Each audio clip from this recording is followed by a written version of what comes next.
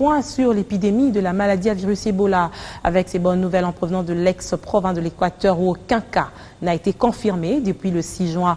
Un exploit que le ministère de la Santé publique doit entre autres à la mobilisation communautaire et à l'engagement politique soutenu par des partenaires. Ces femmes et hommes sont guéris d'Ebola et sortis de centres spéciaux de traitement. Comme eux, plusieurs dizaines sont comptées dans les zones touchées dans l'ex-province et l'Équateur démembrés. Une évolution heureuse de la situation sur terrain dont les statistiques révèlent à ce jour plus de 3000 personnes immunisées contre le virus Ebola.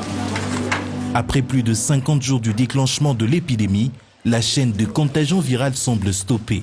Depuis le 6 juin, aucun cas n'a été confirmé de Ouangata à Bikoro en passant par Iboko. Le fait qu'il y ait eu un dernier cas confirmé le 6 signifie tout simplement que nous avons beaucoup plus de chances qu'il n'y ait plus de personnes contaminées et qui manifesteraient les signes. Cela signifie aussi que notre système de surveillance et de recherche des cas actifs dans la communauté marche très bien, en appui au système de laboratoire que nous avons installé dans 4 zones.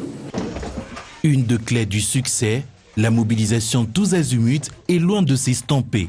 Ces joignants aux efforts déployés sur terrain, les vedettes du monde sportif et de la société congolaise ont activement contribué à porter haut le message de lutte. En tête d'affiche, Jean-Florent Ibengue de l'équipe nationale de foot, à côté de l'ex-international Aziz Makoukoula et de la championne d'Afrique de karaté Nancy Tchaba, a participé à la sensibilisation à Mbandaka et Itipo. Des actions qui nourrissent le vœu de juguler au plus vite ce 9e épisode d'Ebola en République démocratique du Congo. Pour cette épidémie, on projette déjà la déclaration. On est en train d'aller pour le premier 21e jour, autour du 26, 27, 28. Mais vous savez qu'il faut encore ajouter 21 jours en plus. Mais tout cela, nous sommes encore en train de travailler pour bien fixer la date.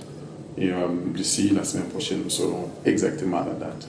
La déclaration sûrement interviendra au mois d'août, la déclaration officielle. Mais tous les paramètres augurent que nous sommes en train d'arriver là. Mais en attendant cette fin proche, vigilance et prudence restent de mise. Des cordons sanitaires demeurent actifs pour contrôler les déplacements des voyageurs et les services de surveillance sont en alerte. À l'intention de la population, le ministère de la Santé publique martèle sur le respect strict des règles d'hygiène et la dénonciation aux moindres suspicions à travers la ligne verte 47 22 22.